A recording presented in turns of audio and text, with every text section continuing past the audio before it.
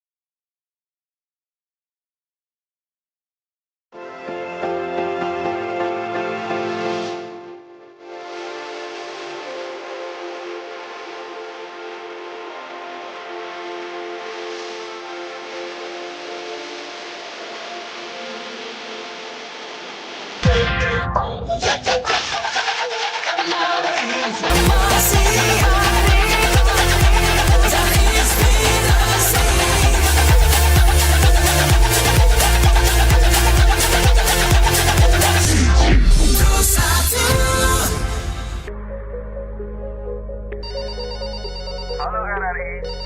Halo RRI. Halo RRI. Halo RRI. Halo RRI. Halo RRI hadir setiap Senin dan Jumat dari pukul 9 sampai dengan pukul 10 pagi. Anda bisa sampaikan semua keluhan, masalah, atau informasi melalui line telepon 0362 24644 atau WhatsApp 0811 399 9790 dan media sosial RRI Singaraja. Suarakan masalah Anda dan temukan solusinya bersama Halo RRI.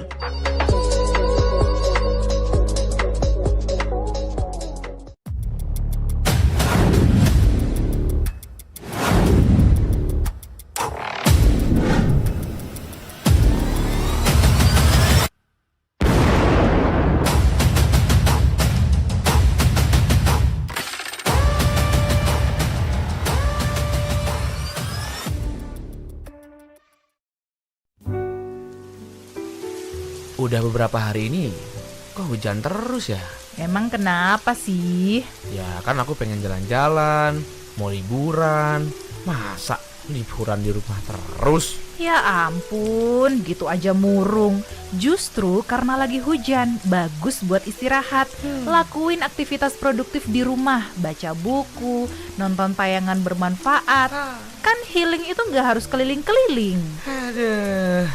Iya tapi kan bosen. Rasanya pengen robos hujan aja nih buat jalan-jalan. Aduh, hujan lebat plus angin kayak gini bisa buat kamu masuk angin. Kalau sampai kehujanan, demam, terus gak bisa sekolah, siapa yang susah? Nah udahlah, baca komik aja. Nah, gitu dong.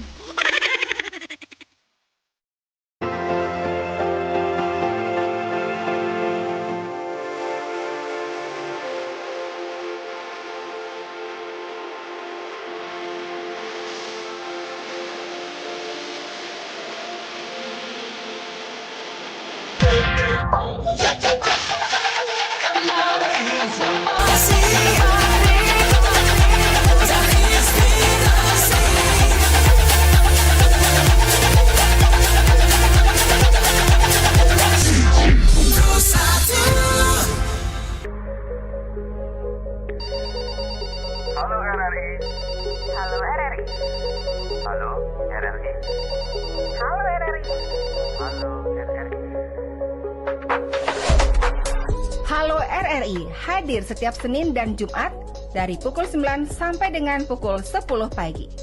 Anda bisa sampaikan semua keluhan, masalah, atau informasi melalui line telepon 0362 24644 atau WhatsApp 0811 3999790 dan media sosial RRI Singaraja. Suarakan masalah Anda dan temukan solusinya bersama Halo RRI.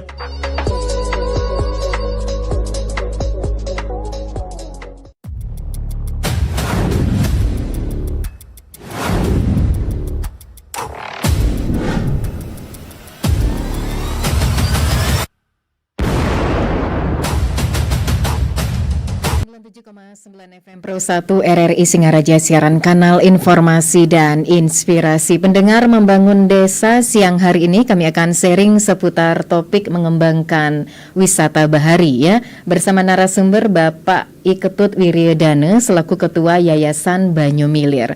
Selamat siang Pak Ketut. Selamat siang Bu Ayu. Baik, apa kabar untuk siang hari ini?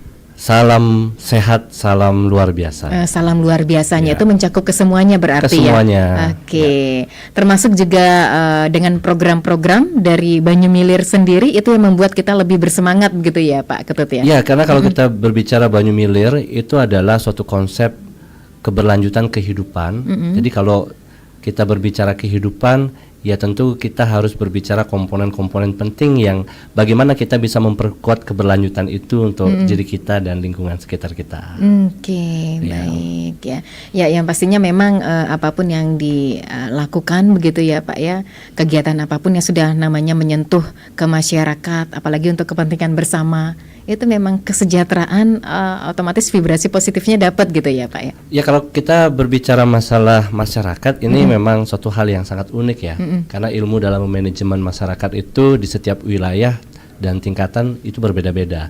Karena kenapa kita harus membuat kesejahteraan di masyarakat itu tercapai, karena kalau mereka juga sejahtera maka kita juga mendapatkan dampak yang sangat luar biasa.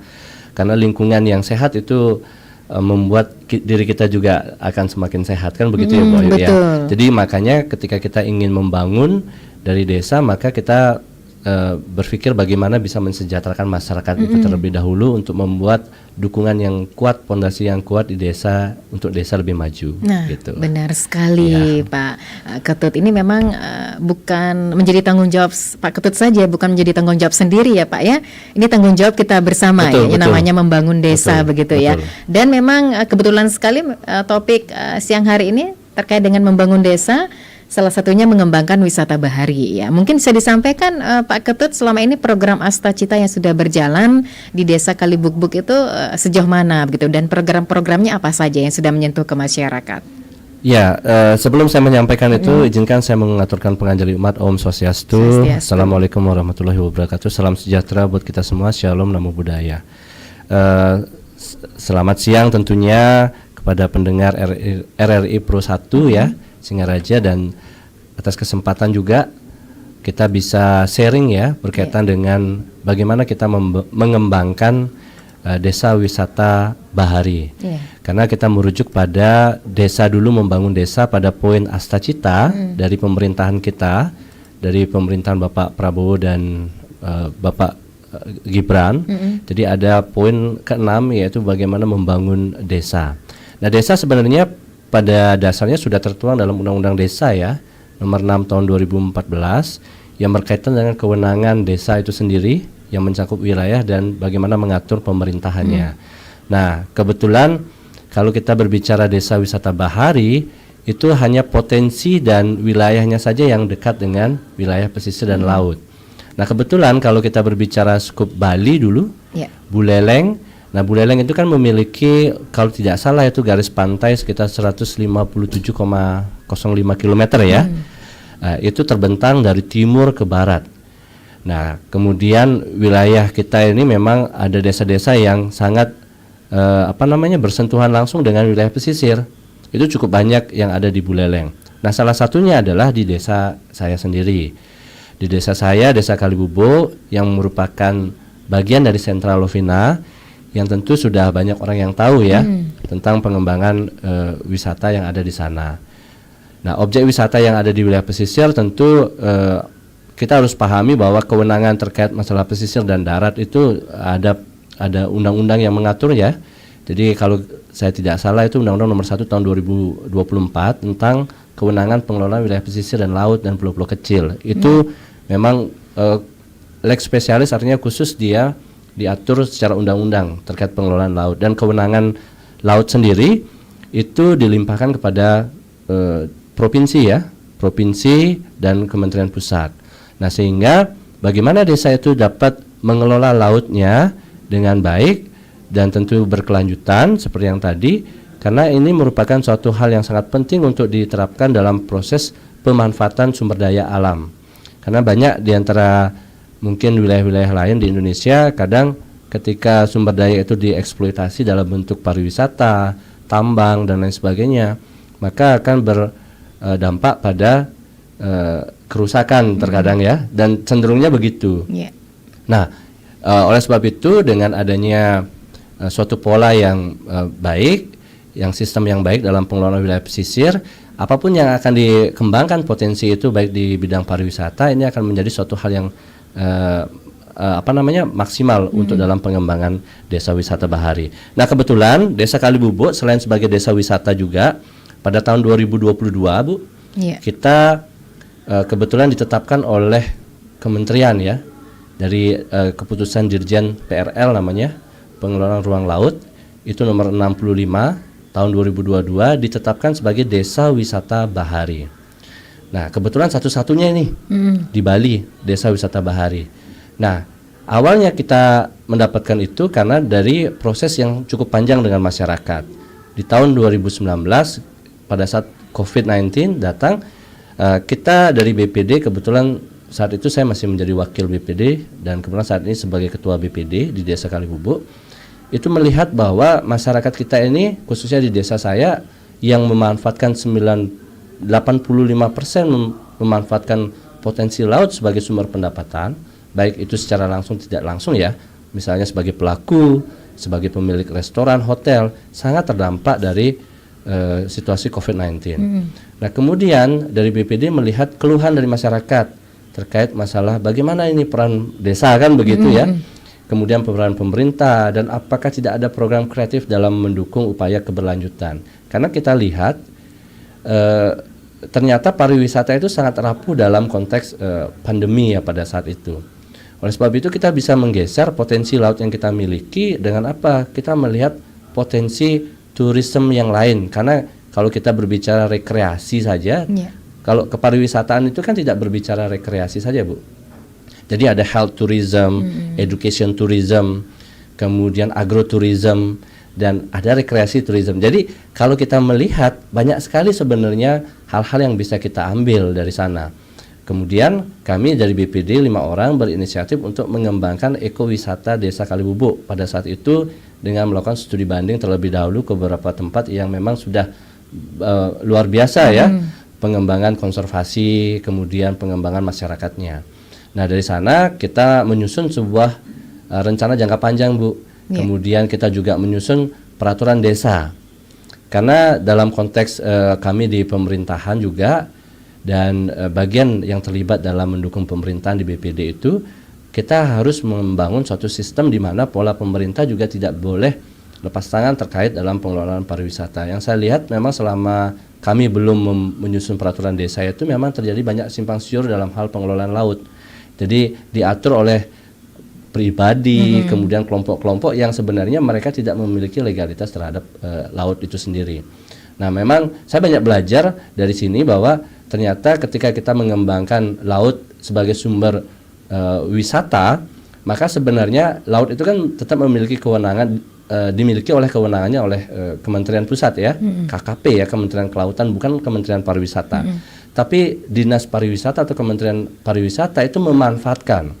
Namun dalam proses berjalan memang belum ada konteks untuk bisa menyusun program berkelanjutan. Nah, dengan adanya Kementerian Kelautan dengan Desa Wisata Bahari, kita berkolaborasi dengan semua kementerian untuk membangun pola bagaimana kepariwisataan ini tetap jalan, masyarakat ini secara ekonomi juga tetap stabil begitu. Kemudian masyarakat juga terlibat dalam proses pengembangan ini, dan yang terpenting adalah sumber dayanya kita jaga. Karena kalau sumber daya hilang, otomatis kan kedepannya pendapatan juga akan hilang.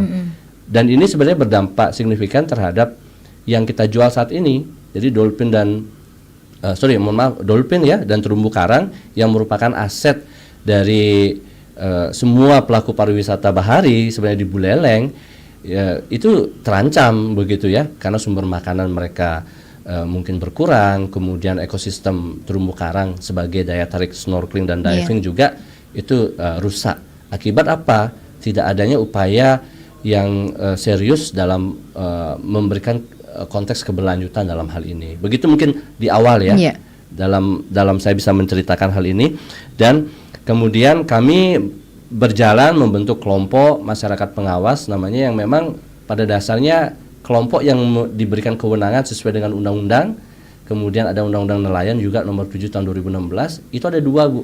Ada kelompok masyarakat pengawas sebagai pengawas dalam konteks pelaksanaan kegiatan apapun yang ada di kelautan. Kemudian yang kedua ada kelompok nelayan, yang mana mereka memang tugasnya atau fungsinya adalah sebagai penangkap ikan, pembudidaya ikan kalau misalnya ada di laut gitu. Jadi itu sebenarnya yang berdasarkan kewenangan, sehingga teman-teman kelompok dolphin dan snorkeling yang ada di Desa Kalibubo itu secara legal masuk ke dalam naungan dari kelompok masyarakat pengawas. Begitu. Karena mereka memanfaatkan laut, dan kita hanya mengatur bagaimana mereka bisa memahami code of conduct dalam berwisata di sumber daya alam khususnya di laut. Begitu. Baik, ya, mengembangkan wisata bahari memang ini salah satu bisa dikatakan program yang tepat untuk di Desa Kalibubuk ya, Pak Ketut ya.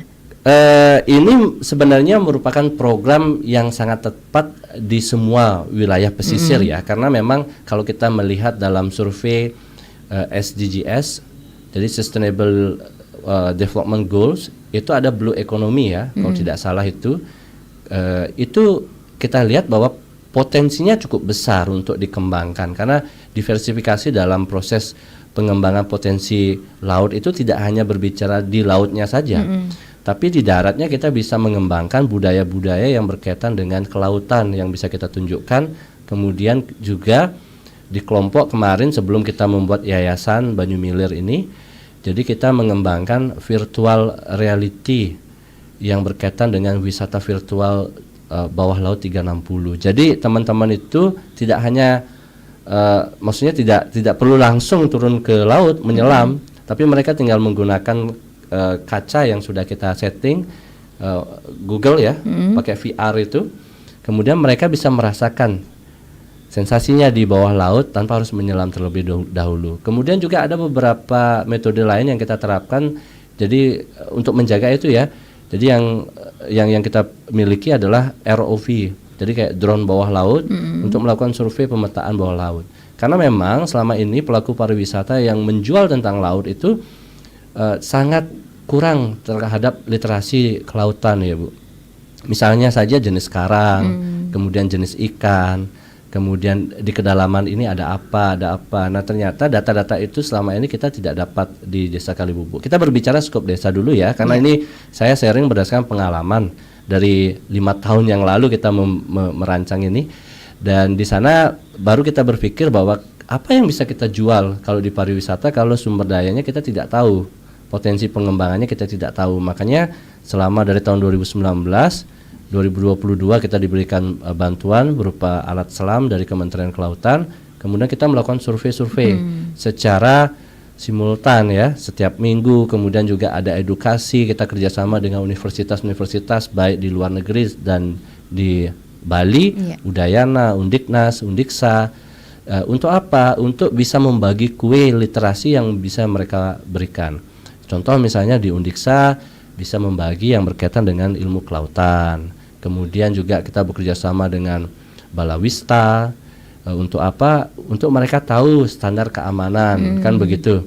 Kemudian kalau kita berbicara di Undiknas, kita berbicara masalah business sustainability, ya. Jadi karena ada 3 pilar, saya sering memiliki salam, Ibu, namanya salam bahari seperti ini ya. Ini sebenarnya pilar kebaharian yang kita bangun. Satu adalah kita harus menerapkan community based tourism. Jadi keterlibatan masyarakat dalam hal ini sangat penting. Kemudian yang kedua adalah environmental sustainability, jadi keberlanjutan terhadap lingkungan. Kemudian yang ketiga adalah keberlanjutan terhadap ekonomi, ya. Jadi economic sustainability. Jadi 3 pilar ini yang menjadi poin pengembangan dari Banyu Milir. Nah, apa sih itu Banyu Milir, kan begitu ya? Iya. Banyu Milir ini adalah sebuah konsep yang kebetulan foundernya, yang inisiasinya adalah saya sendiri, ya. Jadi Banyu Milir itulah, banyu artinya air, air itu adalah sumber kehidupan. Jadi bagaimana kita membangun sumber kehidupan yang berkelanjutan? Milir itu keberlanjutan, ya, mohon maaf ya. Banyu adalah air, air sumber kehidupan, milir itu adalah keberlanjutan. Jadi bagaimana kita membangun kehidupan yang berkelanjutan dengan apa? Dengan menerapkan pola-pola komponen yang ada, baik stakeholder dan shareholder yang ada di desa, itu betul-betul fokus untuk mengembangkan keberlanjutan ini. Di tingkat desa misalnya, di pemerintahan desa dengan Pak Mekel, saya sebagai ketua BPD, kita membangun sistemnya, pola regulasinya, kemudian ada di tingkat kelompoknya, kemudian kita atur juga tingkat bagaimana bisa mengembangkan ini lebih masif, kemudian lebih kreatif, inovatif, aman, nyaman untuk lingkungan di desa kita. Nah, itu sebenarnya komponen-komponen yang harus kita miliki. Bahkan sistem kita sudah memiliki, ya Bu, ya. Sistem kita sudah memiliki, jadi bisa dilihat di web kita banyumilir.org/wisata. Di sana Bapak Ibu akan tahu tentang potensi wilayah kami di Desa Kalibubuk. Di sana ada videonya yang berkaitan dengan potensi yang ada di desa kami. Begitu, Ibu. Oke. Nah, kemudian berlanjut sedikit yang berkaitan dengan kenapa kami membentuk yayasan. Di tahun 2024 kita membentuk Yayasan Banyu Milir. Kenapa? Karena kita berbicara keberlanjutan. Kalau saya di kelompok pasti ada masa waktunya, ya. Tidak boleh saya terlalu maruk terhadap jabatan, kan begitu. Karena memang kita tidak dapat salary atau fee di sini, ya. Kita mengabdi betul, ya, baik itu tenaga, fisik, materi dan semuanya. Kemudian kita berpikir untuk keberlanjutan, karena memang ketika berganti era itu kalau tidak ada naungan yang jelas, yang supportingnya, itu akan tentu hilang di kemudian hari. Nah, ini pola-pola yang sudah kita atur sedemikian rupa untuk apa? Untuk bisa betul-betul pola ini bisa diduplikasi ke depannya di beberapa desa yang ada di wilayah pesisir. Karena kita tahu beberapa desa kalau sudah organisasi kemasyarakatan, saya memang bergerak dari dulu sekali, dari 2011 ya, di Seketrune. Setelah kita udah program jalan, dapat penghargaan, peloporan gitu kan.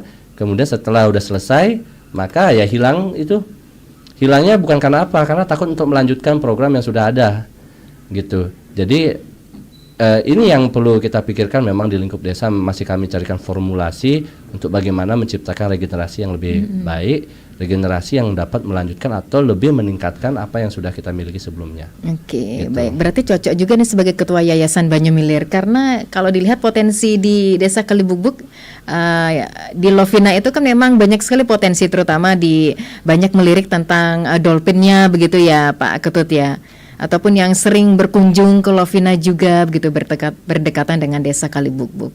Ya, kebetulan begini, kalau dari sisi potensi memang kita memiliki potensi bahari, ya. Tapi kalau kita mengklaim bahwa dolphin merupakan milik kita, tidak bisa, karena dolphin itu kan dia mamalia laut yang liar sebenarnya, ya. Dia memiliki jalur migrasinya, pergerakan setiap pagi gitu ya. Dan kalau misalnya mau melihat dolphin, itu semua perahu yang ada di wilayah Buleleng itu pasti akan mencari di satu titik atau dua titik berkumpul bersama-sama. Nah, maksud kami adalah memang kami sangat bersyukur awal muasal dari pengembangan wisata dolphin adalah dari desa kami, Desa Kalibubuk. Karena bercerita dari pengalaman tetua kami terdahulu bahwa dolphin itu sebenarnya awalnya adalah musuh dari nelayan. Karena sebagian besar masyarakat kami kan nelayan dulu ya. Bahkan masyarakat itu membawa batu untuk mereka siapkan apabila pada saat menjaring di pesisir area Terumbu Karang itu, kemudian dolphinnya datang, mereka akan pukul dolphin itu pakai batu. Nah, kemudian di tahun 90-an itu bergeser. Jadi dolphin itu menjadi primadona, kan begitu ya? Iya. Karena ditahu potensinya seperti apa. Jadi kenapa dulu kok sangat dekat sekali dolphin itu datang ke tempat kami? Jadi luasan area terumbu karang kami sangat bersyukur kami memiliki area sekitar 54,7 hektar, Ibu. Dan itu tepat ada di depan desa kami. Dan itu dulunya luar biasa sangat indah.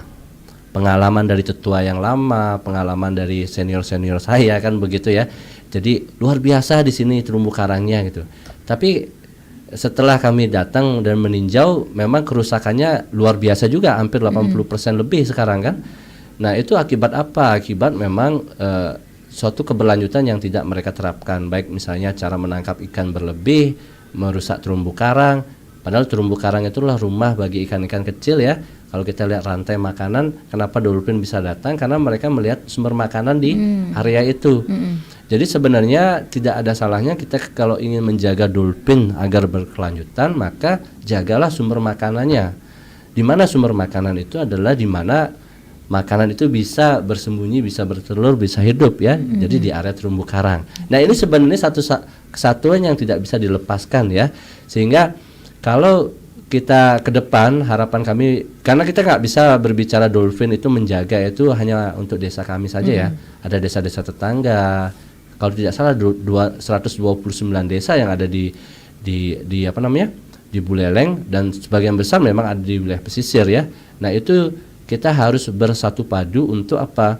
Menjaga sumber pendapatan kita. Kalau sampai sumber pendapatan kita ini lari, karena dia kan bukan robot ya, tidak bisa dicas ya.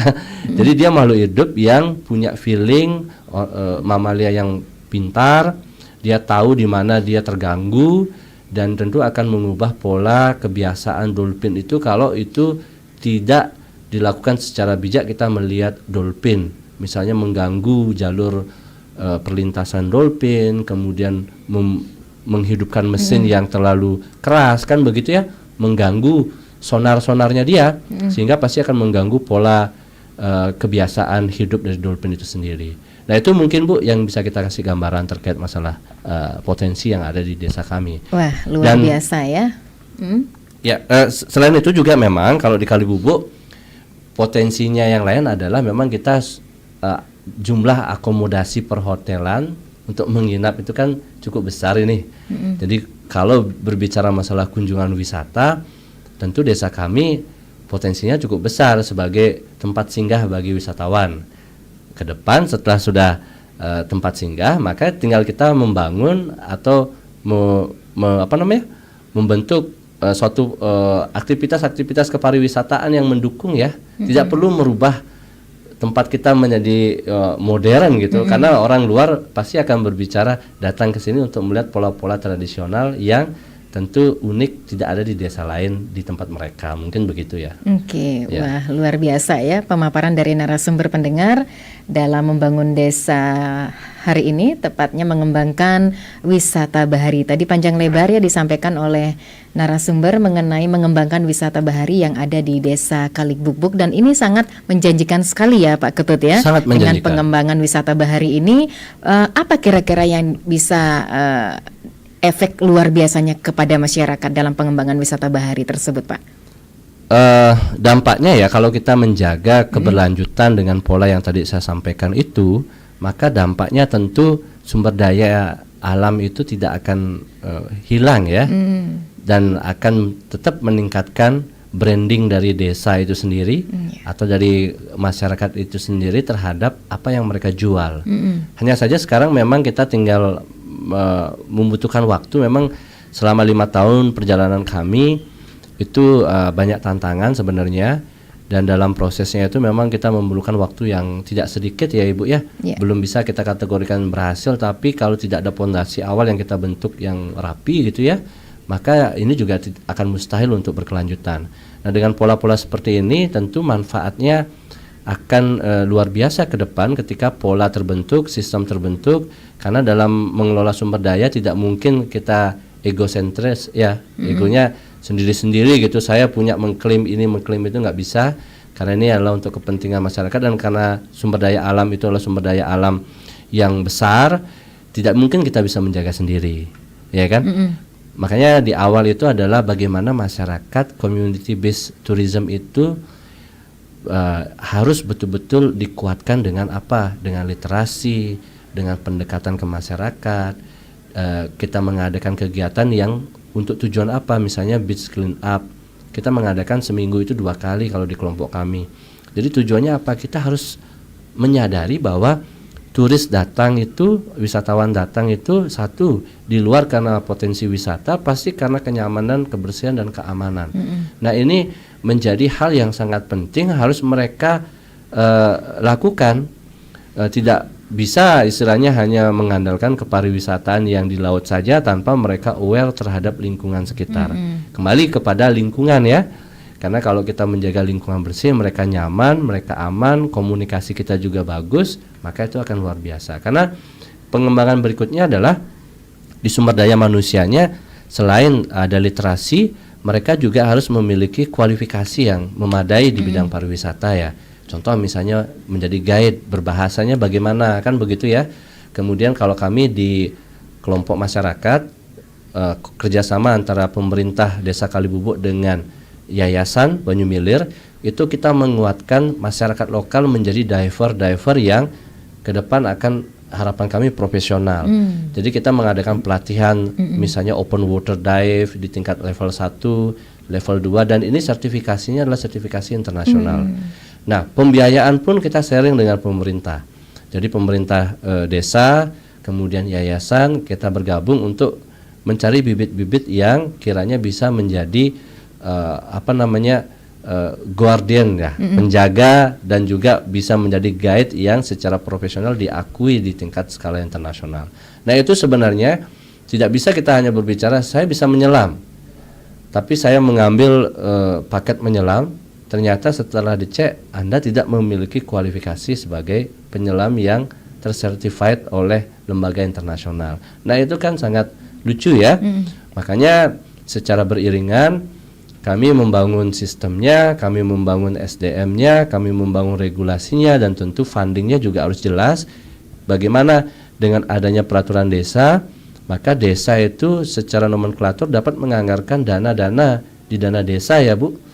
Untuk apa? Untuk secara berkelanjutan bisa mensupport kegiatan kepariwisataan.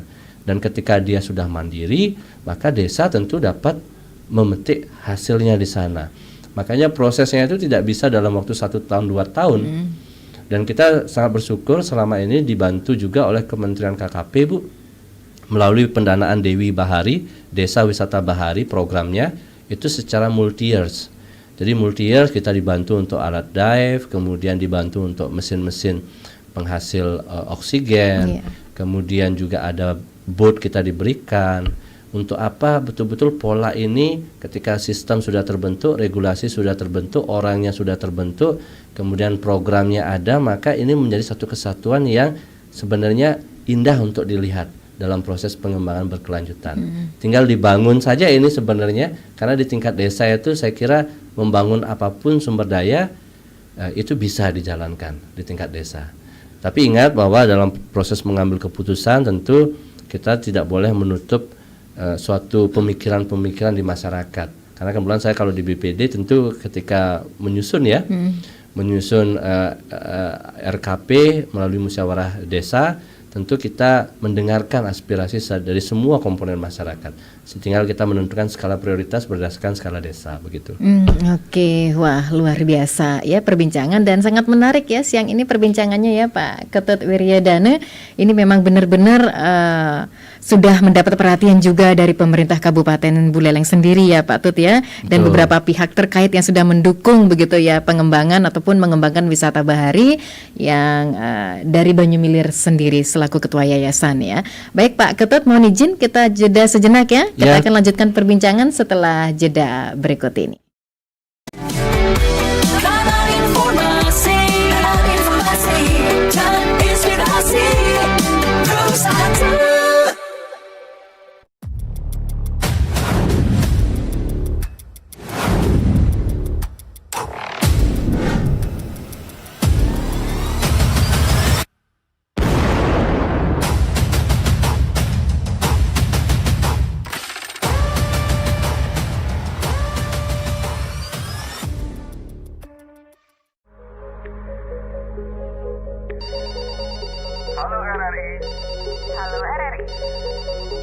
RRI. Halo RRI. Halo RRI. Halo RRI, hadir setiap Senin dan Jumat dari pukul 9 sampai dengan pukul 10 pagi. Anda bisa sampaikan semua keluhan, masalah, atau informasi melalui line telepon 0362 24644 atau WhatsApp 0811 399 9790 dan media sosial RRI Singaraja. Suarakan masalah Anda dan temukan solusinya bersama Halo RRI.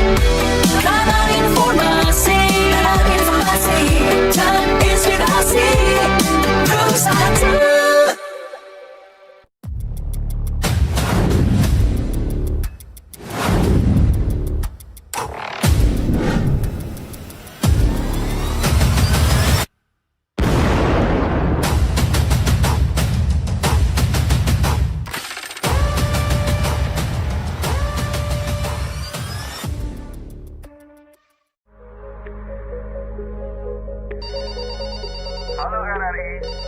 Halo RRI. Halo RRI. Halo RRI. Halo RRI. Halo RRI, hadir setiap Senin dan Jumat dari pukul 9 sampai dengan pukul 10 pagi. Anda bisa sampaikan semua keluhan, masalah, atau informasi melalui line telepon 0362. Ya, pendengar membangun desa seputar topik mengembangkan wisata bahari masih menemani ruang dengar Anda bersama narasumber Bapak Iketut Wiryadana selaku Ketua Yayasan Banyumilir ya. Tadi sudah disampaikan panjang lebar oleh narasumber pendengar bahwasannya memang pengembangan wisata bahari ini sangat menjanjikan di Desa Kaligbukbuk. Lalu bagaimana dengan kendala-kendala yang dihadapi di lapangan sendiri? Bagaimana Pak Tut kira-kira kendala yang dihadapi merintis dalam pengembangan wisata bahari ini di Desa Kaligbukbuk? Baik, terkait masalah kendala atau tantangan ya sebenarnya ya.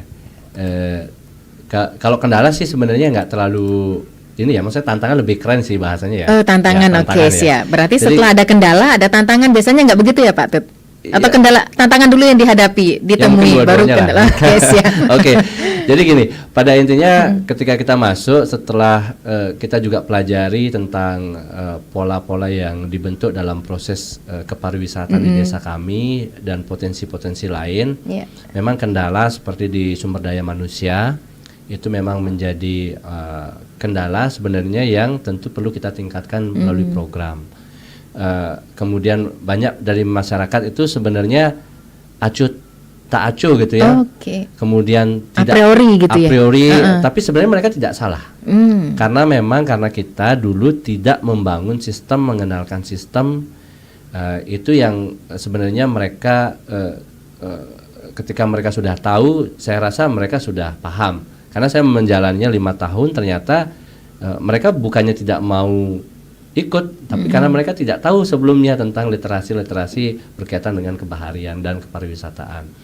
Nah, selama 5 tahun berjalan, saya sudah melihat suatu perubahan baik dari sisi mereka sendiri ya, bagaimana mereka berbicara dengan tamu, menjaga lingkungan sekitar mereka. Nah, itu sebuah hal yang sudah menurut saya sudah baik.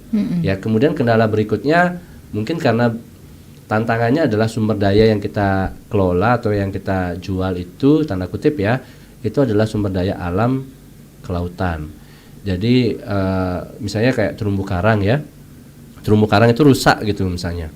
Terumbu karang bisa nggak diperbaiki? Jawabannya bisa, karena terumbu karang itu adalah sumber daya yang bisa diperbaharui.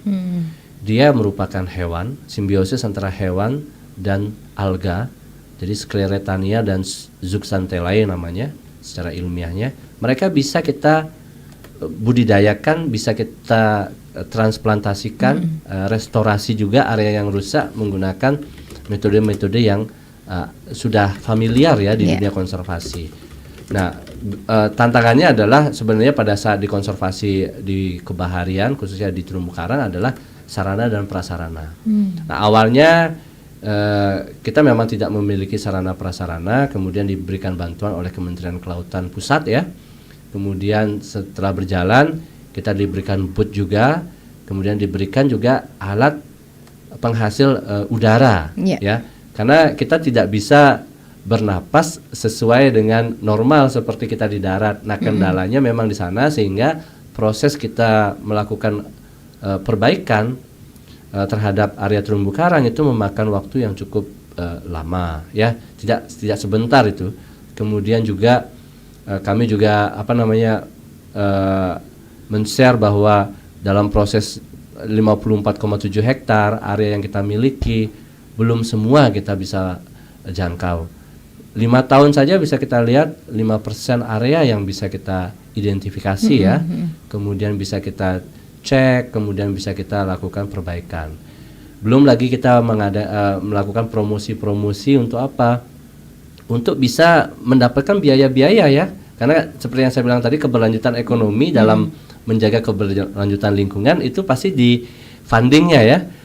Jadi apakah funding itu sustain nggak untuk bisa kita beraktivitas, berkegiatan? Nah, itu memang sama ini sudah kita lakukan melalui kegiatan promosi pariwisata. Nah, kebetulan memang di bulan ini juga kita ada promosi wisata dengan Kementerian Pariwisata Pusat ya.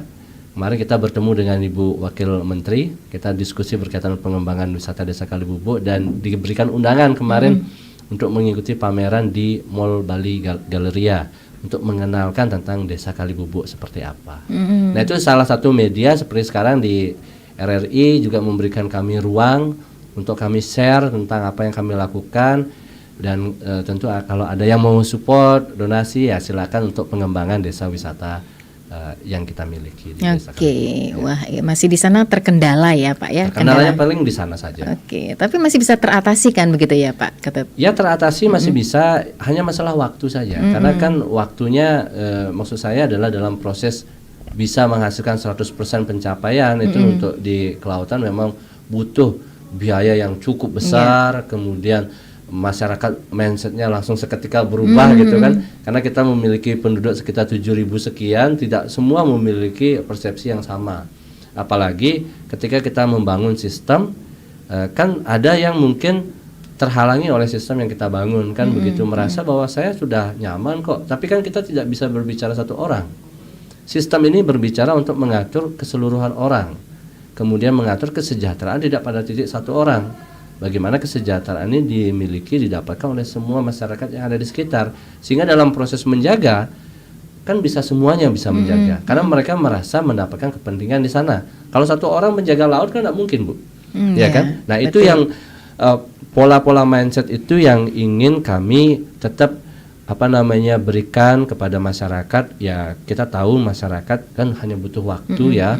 Apakah ini bermanfaat, mendapatkan benefit atau tidak, pasti mereka akan berpikir. Dan saya tidak salahkan, karena itu memang sudah terbentuk seperti itu. Tinggal kita yang sekarang berinisiasi membangun pola-pola pendekatan humanis ya gitu ya. Kemudian kita selalu ada istilahnya nongkrong di pantai, ngobrol di pantai, karena kadang-kadang masyarakat ketika kita ajak ngopi baru dia mau mengemukakan, mau ingin tahu tentang apa yang kita lakukan. Setelah mereka mendengar, mereka sangat apresiasi dengan apa yang kita lakukan. Hanya butuh mental kita sih sebagai yang mencoba untuk menggagas itu secara berkelanjutan juga, konsisten ya, gitu. Kalau yang lain-lain saya kira untuk masalah pendanaan yang lain, bantuan saya kira itu di kami sampai saat ini tidak masalah karena kita punya kemitraan jejaring. Jadi dari kementerian memberikan bantuan ini, dari kementerian ini memberikan bantuan ini. Ini kan sebuah modal ya. Tinggal kita saja sekarang bagaimana untuk bisa memanfaatkan secara maksimal bantuan itu. Baik ya. Dan memang kira-kira ke depan apa sih yang perlu diperbaiki begitu Pak Ketut dalam pengembangan di Desa Kalibukbuk itu sendiri? Mungkin ditingkatkan saja dari sisi SDM ya. Karena saya kira dari sisi potensi kita juga memiliki potensi yang seperti saya sampaikan di terumbu karang, kemudian akomodasinya sudah ada juga kan, kemudian paket-paket wisata juga sudah ada, tinggal kita tingkatkan saja. Apa yang mungkin hal yang kurang ya kita perbaiki ya, karena kita juga memiliki sistem pengelolaan sampah. Kalau sampah kan memang sekarang kita ada di hilir ya Bu ya, kita tidak bisa mengatur sampah yang di hulu ya.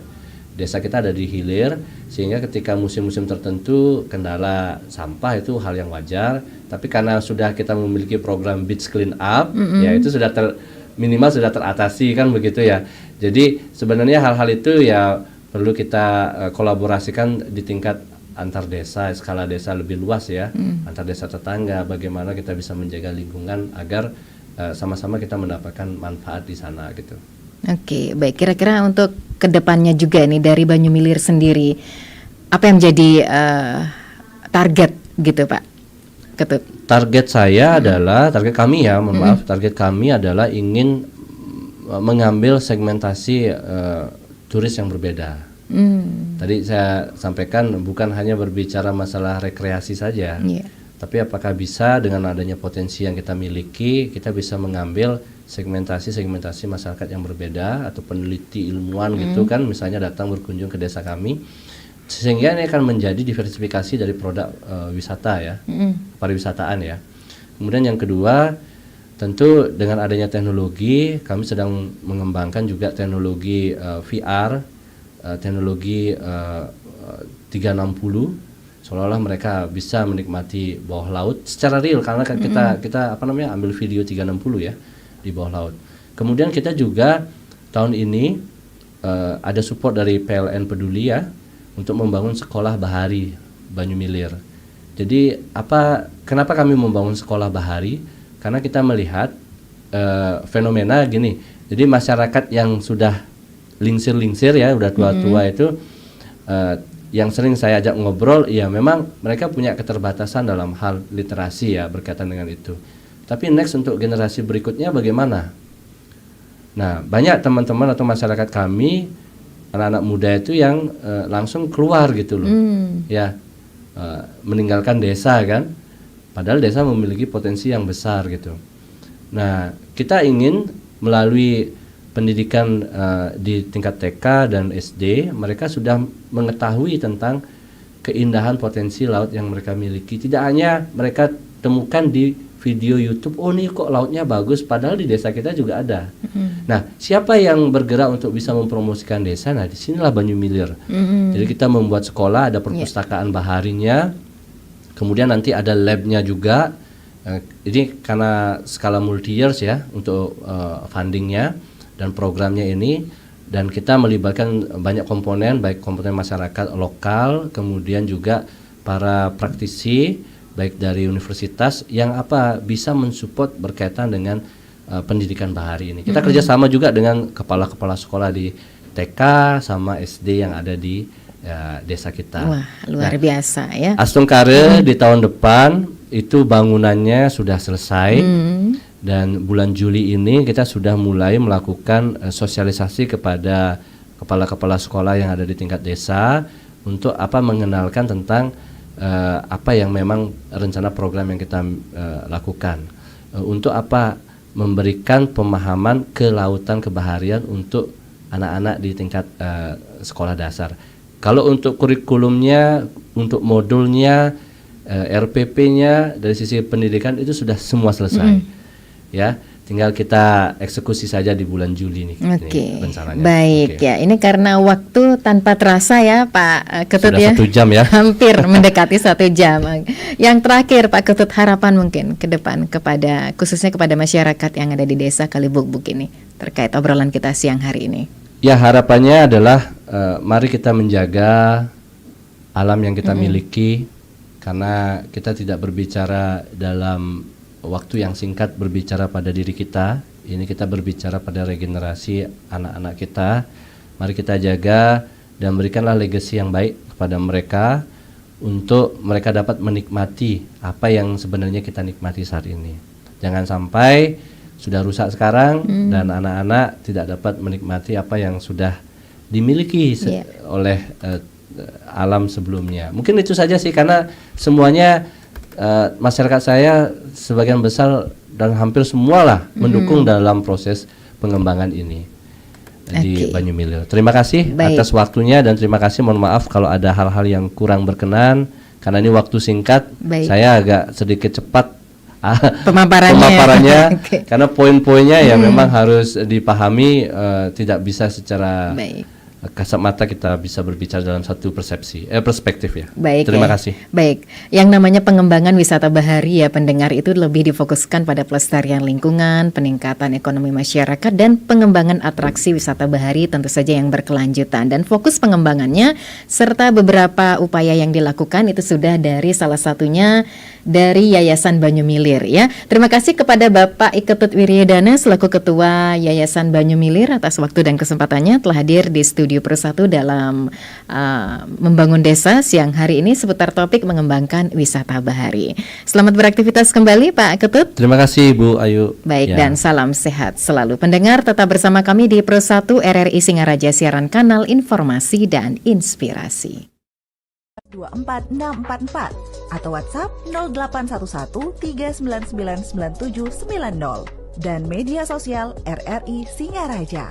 Suarakan masalah Anda dan temukan solusinya bersama Halo RRI.